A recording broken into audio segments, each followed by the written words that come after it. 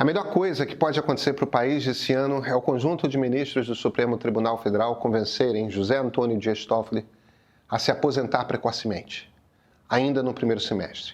É isso mesmo, o equivalente a uma renúncia. Talvez a única forma de evitar um ataque pesado ao Supremo no caso de uma vitória bastante plausível de Flávio Bolsonaro seja essa, e não é só Flávio, né? Hoje, Pablo Marçal já botou o pezinho para sentir a temperatura da água. Renan Santos está doido para entrar nesse jogo. O cheiro de que a eleição tem espaço para um candidato antissistema, olha, tá aí. E não é só. De acordo com o jornalista Merval Pereira, na Globo News, os comandantes militares procuraram o presidente Lula. O Supremo condenou no julgamento do golpe quem ele quis. E agora, com o Supremo agindo como está, como é que fica a República? É isso que os generais estão perguntando. A melhor maneira de desarticular essa bomba é diminuir a pressão. Nesse momento, as ações de Toffoli e Alexandre de Moraes estão contribuindo para confirmar a impressão generalizada da sociedade de que no Supremo o jogo tem sempre cartas marcadas.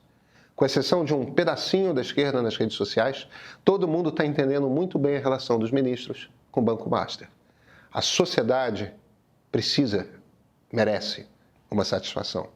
A renúncia rápida de Toffoli é o caminho mais fácil e mais óbvio. Mas vamos começar por Alexandre de Moraes. Na sexta-feira da semana passada, a jornalista Malu Gaspar publicou que o ministro e o banqueiro Daniel Vorcaro trocaram mensagens pelo WhatsApp quando da sua primeira prisão. Nós não sabemos o que Moraes disse a Vorcaro, essas mensagens foram apagadas.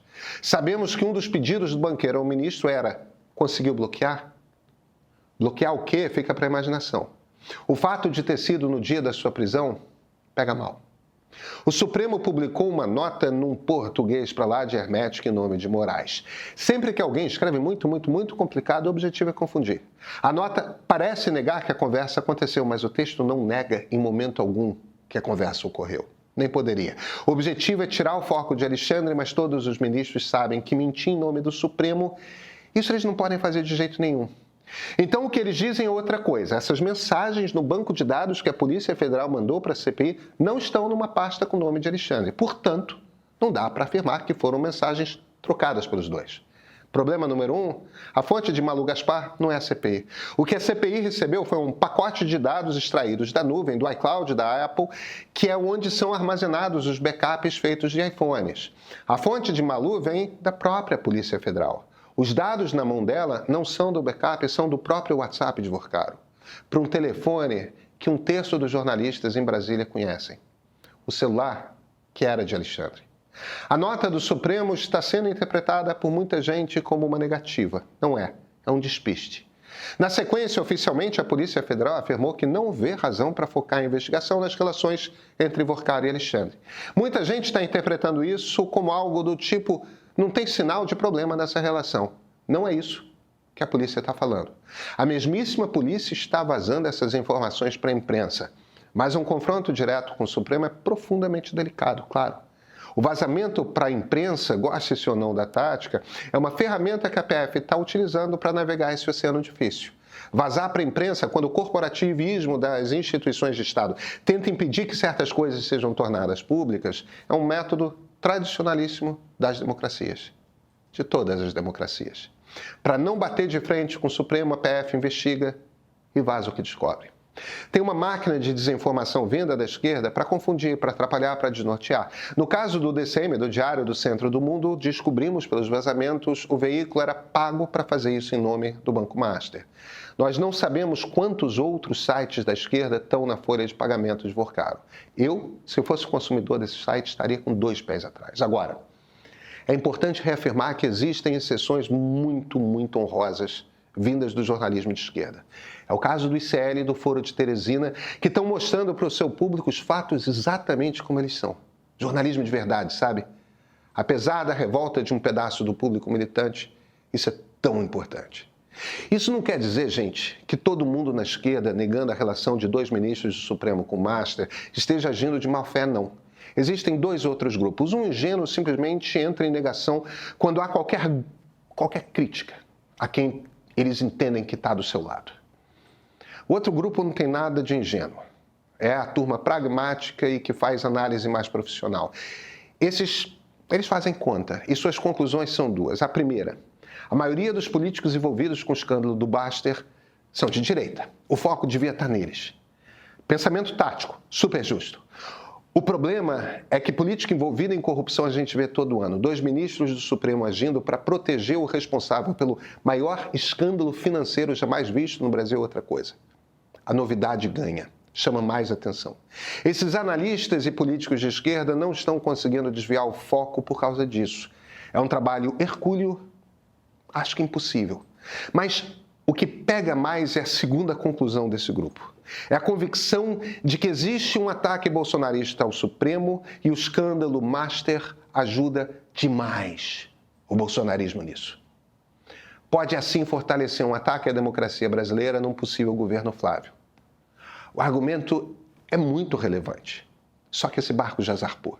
É preciso então resolver o problema antes de ele poder virar arma nas mãos dos golpistas. A saída é a renúncia de Toffoli. Ele vai querer? Claro que não. O que não quer dizer que não possa ser convencido de que a alternativa é pior. Deixa eu explicar. Vem comigo. Eu sou Pedro Doria, editor do Meio. Toda conversa que a gente vai ter aqui hoje no ponto de partida, ela toca num ponto muito importante. A imprensa tem a obrigação ética de cobrir os fatos e levar a informação, toda a informação que tem, ao público. Não cabe ao jornalismo escolher quem deve ou não ser exposto. Esse é um papel dos políticos. O nosso papel, ele é outro. Apurar, noticiar, continuar informando. E em ano eleitoral, informar bem também é oferecer dado confiável. Por isso, quem assina o Meio Premium recebe em primeira mão a pesquisa Meio Ideia, assim que ela é liberada no TSE. Essa semana sai a nova edição. É uma pesquisa independente feita para ajudar você a entender com mais clareza o cenário eleitoral até a votação. A pesquisa é uma ferramenta para quem quer trazer para os seus grupos de Zap informação de qualidade que pode construir uma conversa sobre política com base em dados, com base em fatos. Esteja entre os brasileiros que levam qualidade às conversas sobre eleição. Assina só R$15 por mês. E esse é um ponto de partida difícil.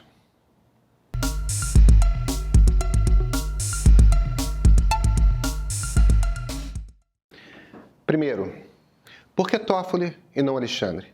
Sabemos concretamente que Toffoli trabalhou em prol do Master. Viajou com um dos advogados dos banqueiros, virou sócio em resort. Aí, como relator do caso, fez abertamente de tudo para evitar que a investigação da Polícia Federal avançasse. Não há sinais de ações concretas de Alexandre pelo Master. Tem contato, tem visita, tem contrato milionário do escritório da sua mulher. Mas a gente sabe o que Toffoli deu em troca, por enquanto não sabemos se Moraes fez algo. O que ele fez. A segunda razão é puro suco de pragmatismo brasiliense. Alexandre tem um arco importante de alianças políticas do MDB de Michel Temer ao grupo que está no Palácio do Planalto. Toffoli não tem nada disso. Se é preciso entregar alguém, Toffoli é mais fácil. Seus colegas no Supremo terão de saber convencê-lo que é melhor para todo mundo se ele pedir o chapéu. Agora, qual o problema de ordem prática aqui? Uma das razões para a máquina de comunicação da extrema-direita ser melhor do que qualquer outra é muito simples. O brasileiro sabe que o Estado é corrupto e muito ineficiente. A extrema-direita se aproxima das pessoas admitindo o problema. A esquerda não admite. Para ela, o Estado é ótimo e quem delata a corrupção é moralista. Na academia, com vários doutores, dá um ótimo debate. Afinal, o problema é mesmo complexo. Dentro do ônibus lotado, às 9 da noite, e sem ainda ter chegado em casa com o celular roubado e ainda 5 prestações por pagar, é duro, gente boa. Claro, a partir dessa proximidade, a extrema-direita vende a ilusão de que para resolver precisa demolir o sistema todo. Bolsonaro, Marçal, Renan, que se destrua o sistema. O sistema é a democracia. O que esse escândalo do Supremo está fazendo é confirmar que o Supremo não presta, como a extrema-direita diz há muito tempo. Que o Supremo faz parte do sistema igualzinho os políticos. O problema real da extrema-direita com o Supremo é que ele foi um obstáculo no avanço bolsonarista contra a democracia brasileira. Ok, nós aqui entendemos isso. Mas a história que está circulando nos zaps é outra. E é muito mais simples. É uma coisa, a gente não te disse? Ao proteger os ministros, o Supremo está confirmando essa narrativa. É uma ilusão atraente a ideia de que dá para a imprensa escolher que foco dá numa notícia, que é possível esconder. O Nicolas Ferreira, ele não vai esconder, o Flávio Bolsonaro não vai esconder, o Marçal não vai. E eles atingem muito mais gente do que a Globo News. Esconder a notícia seria uma violação ética para qualquer veículo jornalístico e só confirmaria que a imprensa profissional faz parte do sistema. Notícia não é escondível. Há dois caminhos pela frente. Os vazamentos vão continuar. A Polícia Federal abriu um celular de Vorcaro, tem vários outros por abrir. Vai ficar cada vez mais insustentável a situação. Ninguém decidiu atacar o Supremo por causa do Master. Isso é uma inversão completa do que está acontecendo. O Supremo está causando, por escolha própria, por corporativismo, esse dano talvez irreparável à sua própria imagem. A cobrança vai aumentar e muito. Essa história não vai diminuir. E periga decidir a eleição. Então essa história precisa ser resolvida. E rápido. Só tem uma de duas saídas. Uma é o próprio Supremo resolver o desgaste. Precisa ter algum tipo de punição. José Antônio Dias Toffoli não tem estatura para permanecer no STF. Ele trabalhou para defender um chefe mafioso que ameaçava fisicamente de empregadas a jornalistas e construiu o pior esquema de pirâmides do sistema financeiro do país. Fez isso na frente de todo mundo. Não bastasse, Toffoli tem a cara de pau de dizer que pode votar no caso. Toffoli renuncia, a crise dissipa, com a pressão baixa os olhares se voltam para os políticos envolvidos. Mas precisa ser o mais cedo possível. A presença do ministro ficou insuportável. A alternativa é deixar a panela de pressão no fogo. A tampa estoura na eleição em favor de quem disser que o problema do Brasil está no Supremo. Por que o conflito entre Israel e Palestina nunca termina? Passei alguns dias em Israel ouvindo políticos, ativistas e pessoas comuns, tanto árabes quanto judeus. Olha, eu reuni histórias e visões que não aparecem nas discussões inflamadas das redes sociais. O resultado está nos 3 novos episódios do Ponto de Partida série, uma investigação profunda que revela as raízes históricas, memórias marcantes e camadas sociais que você raramente vê com clareza. Não é sobre escolher lados, tá? Mas sobre finalmente entender como chegamos até aqui. Os episódios já estão disponíveis no streaming do Meio, para você enxergar esse conflito com novos olhos.